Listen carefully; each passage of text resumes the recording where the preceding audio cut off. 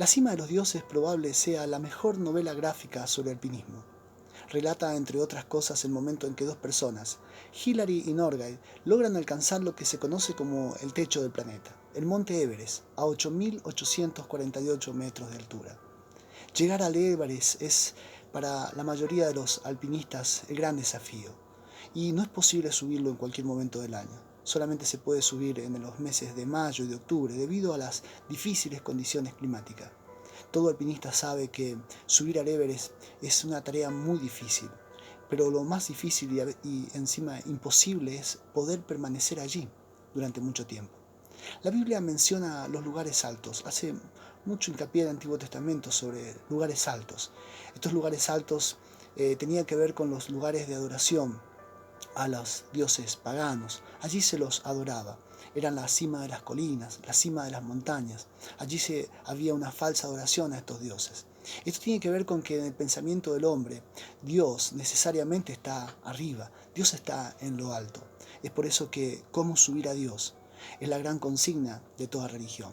Hoy quiero hablarte un pasaje en el libro de los Salmos, capítulo 24, versículo 3. Dice la palabra de Dios: ¿quién subirá al monte de Dios?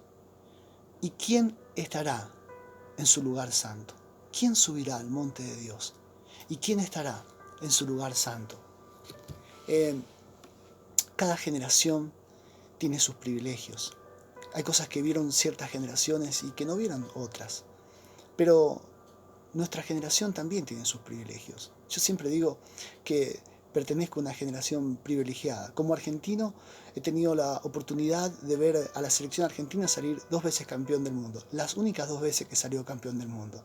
Bueno, el Salmo 145, en el versículo 4, dice que generación a generación celebrará tus obras. Cada generación ha podido ver la mano de Dios de una manera especial. Y muchas generaciones han sido privilegiadas por Dios.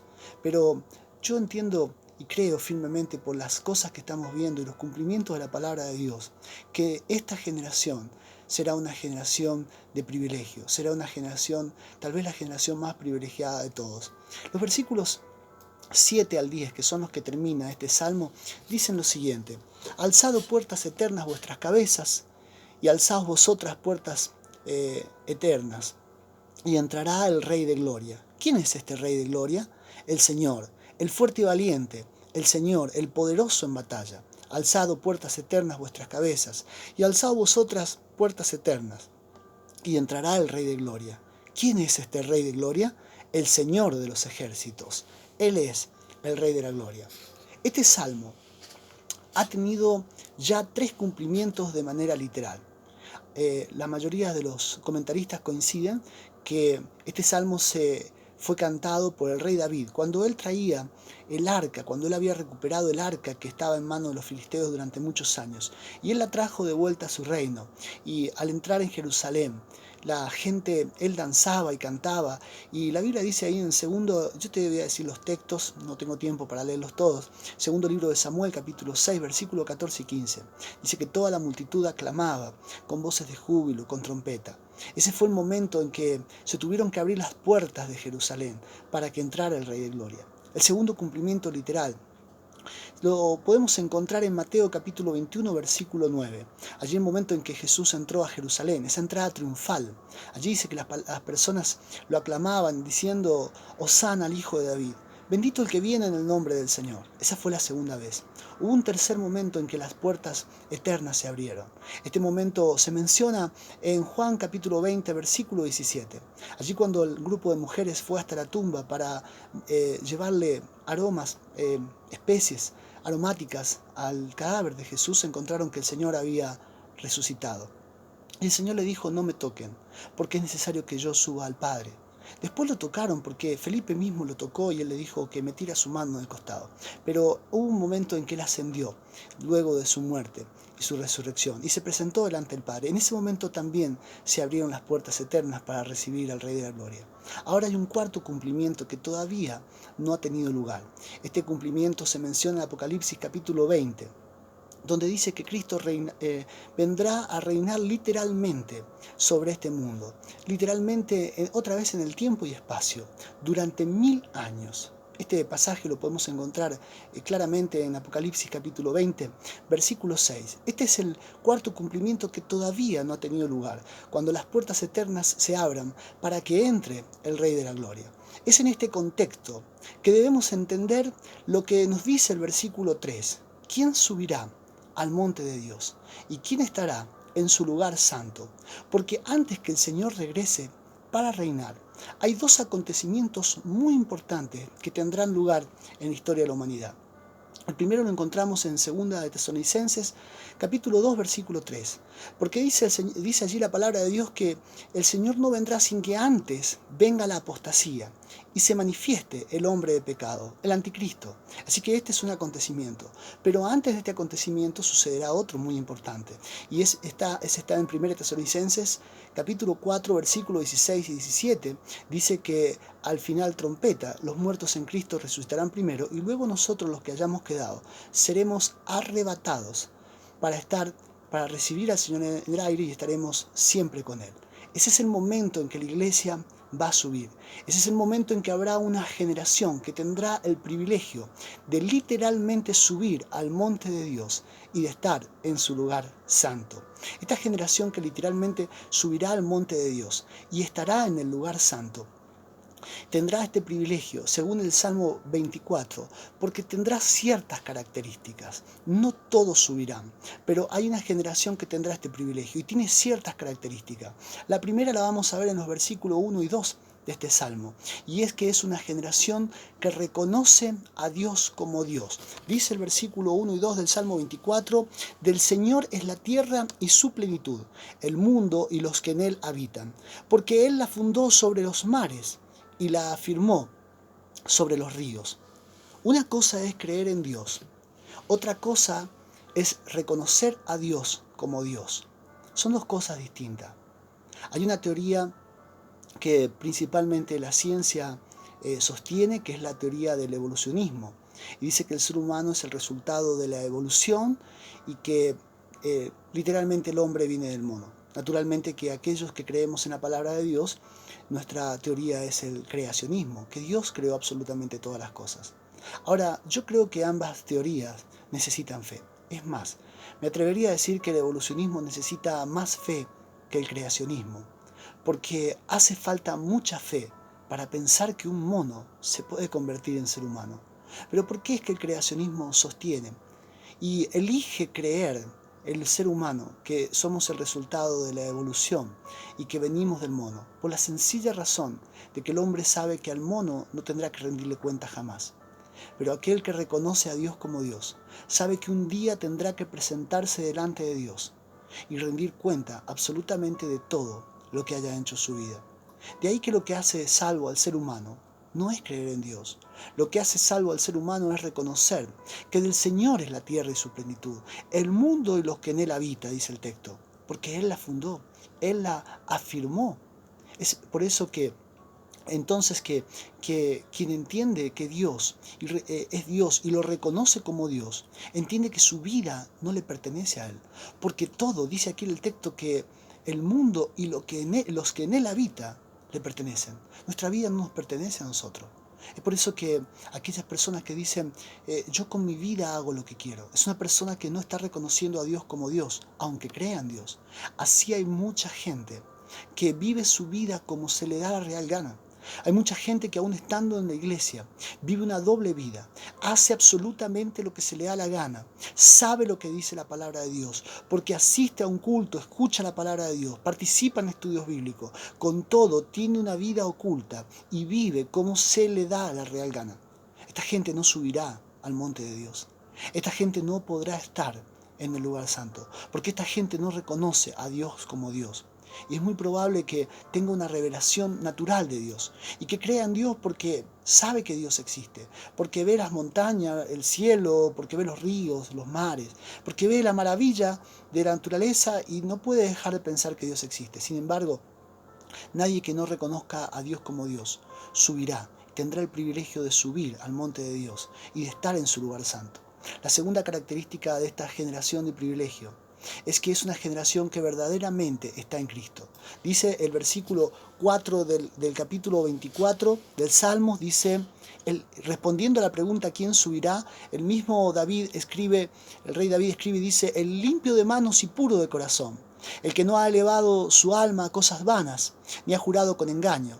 Él recibirá bendición del Señor y justicia del Dios de salvación. Nacer de nuevo es un cambio de posición. Exactamente nacer de nuevo es lo que es nacer de nuevo. La Biblia dice que aquel que ha nacido nuevo ha sido trasladado del reino de las tinieblas al reino de la luz. La Biblia dice también que nosotros estábamos muertos en nuestros pecados, en nuestros delitos y pecados. Pero aquel que ha nacido nuevo, aquel que ha tenido un encuentro con Cristo, aquel que verdaderamente le ha entregado su vida a Cristo, ahora está en Cristo. Hace algunos años un hombre llamado John Ray tuvo la desgracia de que su hijo de 16 años sufriera un accidente y muriera. Él con su esposa tomaron la decisión de que los órganos de su hijo fueran donados. El corazón de su hijo, más precisamente, fue donado. Pasó un tiempo y llegó una caja a su casa, un regalo. Al abrir la caja se encontró con un peluche, un oso de peluche, y una carta que decía que apretara la manito del oso de peluche. Cuando él apretó la mano del oso de peluche, comenzó a emitir un sonido. Y era el sonido de los latidos del corazón de su hijo en el cuerpo, en la persona que había recibido ese corazón. Este hombre se quebrantó. No me quiero imaginar lo que él sentía. Saber que el corazón de su hijo ahora estaba en otra persona y que vivía su hijo en otra persona. De algún modo esto ilustra lo que es estar en Cristo.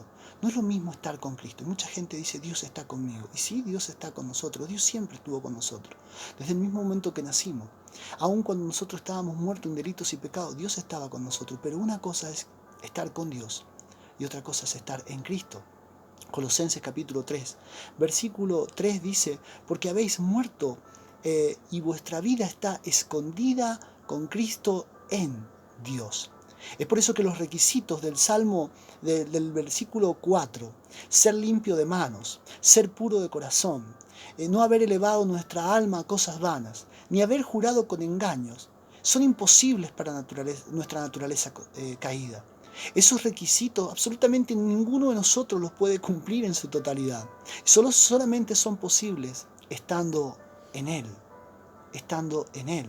porque no hay nada en nuestra naturaleza caída que sea capaz de cumplir la ley de Dios.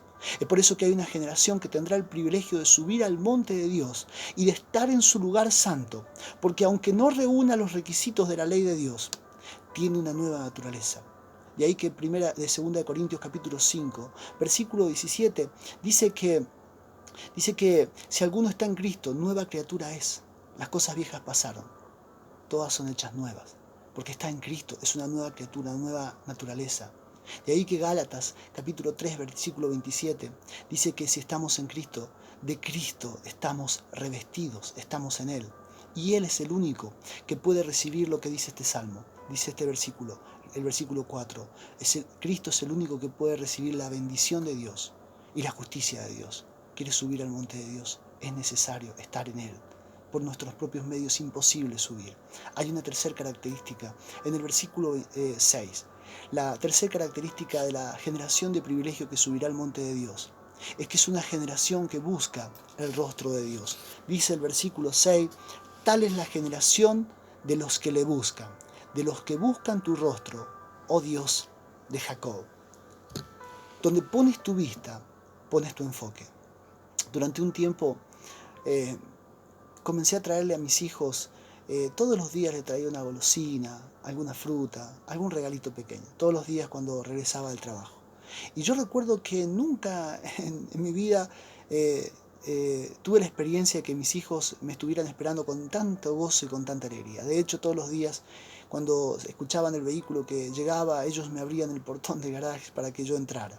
Una alegría enorme. Pero yo noté algo después de un tiempo, y es que ellos no me miraban a la cara. Ellos no me miraban a mí. Ellos miraban mis manos para ver qué les traía. Bueno, así es como muchos se acercan a Dios. Así es como muchos le cantan alabanzas. Así es como muchos van a la iglesia, y así como muchos oran a Dios, no mirando su rostro, mirando sus manos, no mirando lo que Él es, mirando lo que Él les puede dar.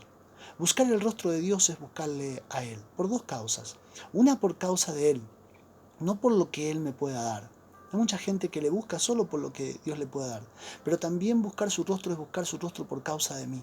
Recordemos que Adán y Eva se escondieron del rostro de Dios. No, es imposible escondernos del rostro de Dios, pero hay mucha gente que no quiere que Dios vea lo que hace en su intimidad, lo que hace cuando nadie le ve. Es importante andar delante de Dios, es importante no tener nada que esconder. Y dice aquí que la generación que subirá al monte de Dios es la generación que le busca, la que busca el rostro de Dios. Multitudes siguieron a Jesús, pero le seguían por el pan y los peces. Y Él le dijo, me buscáis, pero no porque habéis creído, sino porque les di pan, porque comisteis y os saciaste. Esta es la razón por la que cuando David danzaba y llevaba el arca de Dios a Jerusalén, había multitudes, dice la palabra, dice que toda la casa de Israel conducían el arca con júbilo y con trompeta. Pero hubo un momento en que David se hizo una pregunta. De toda esta gente que está acá, ¿quién subirá al monte de Dios? ¿Y quién estará en el lugar santo? Así también hoy mucha gente en la iglesia. Mucha gente en la iglesia, que está en la iglesia, que canta al Señor, aunque le sirve al Señor. Hay mucha gente sirviendo al Señor, pero que no busca el rostro de Dios, que lo hace porque le conviene, porque alguna bendición recibe, esperando recibir algo y no buscando el rostro de Dios. Pero solamente la generación que busca su rostro es la generación que tendrá el privilegio de subir al monte de Dios y de estar en su lugar santo. Cuando era pequeño, recuerdo que vivía en el campo. En esa casa habían dos pozos. Uno era el pozo del agua. Había una bomba de agua, esas bombas viejas que había que con una palanca, y salía agua. Pero ese agua no se podía tomar, porque ese pozo tenía una profundidad de 2 metros. Exactamente los mismos 2 metros que tenía el pozo séptico, donde teníamos el baño de la casa de campo. Y la distancia era cercana, y las napas se habían contaminado, de modo que el agua que salía era agua contaminada. Si queríamos tener agua pura, había que hacer un pozo muchísimo más profundo, tal vez de 40, 50 metros, para que las napas no estuvieran contaminadas y para que el agua fuera pura. Es por eso que la profundidad de la pureza determina la efectividad de lo que sube. Quiero repetir de esto porque es una palabra que el Señor me dio. La profundidad de la pureza determina la efectividad de lo que sube. Es por eso que el Señor dijo, bienaventurados los de limpio corazón, porque ellos verán a Dios. Es por eso también que quien no ha nacido de nuevo no reconoce a Dios como Dios. Quien no ha nacido de nuevo no está verdaderamente en Cristo, aunque esté en una iglesia. Quien no ha nacido de nuevo no busca el rostro de Dios, busca las cosas que Dios le puede dar. Estamos muy cerca, querido hermano, estamos muy cerca del cumplimiento del cumplimiento del Salmo 24, donde habrá una generación de privilegio que subirá al monte de Dios. Es el momento en que entrará el Rey de Gloria. Y aunque muchos en este mundo sean testigos de ese acontecimiento, solo una generación tendrá el privilegio de subir al monte de Dios. Y solo una generación tendrá el privilegio de estar en su lugar santo. Quiero decirte algo. Yo no quiero perder esa oportunidad de ser esa generación de privilegio. No pierdas tu oportunidad. Decídete verdaderamente a abrirle tu corazón a Cristo. Deja toda religión. Hay mucha gente que cree que la religión lo va a salvar, aún dentro de la iglesia evangélica. Hay mucha gente que cree que por estar en una iglesia, por cantar a Dios, por hacer un curso bíblico, aún por poder enseñar la palabra. Hay gente enseñando la palabra, hay gente predicando la palabra.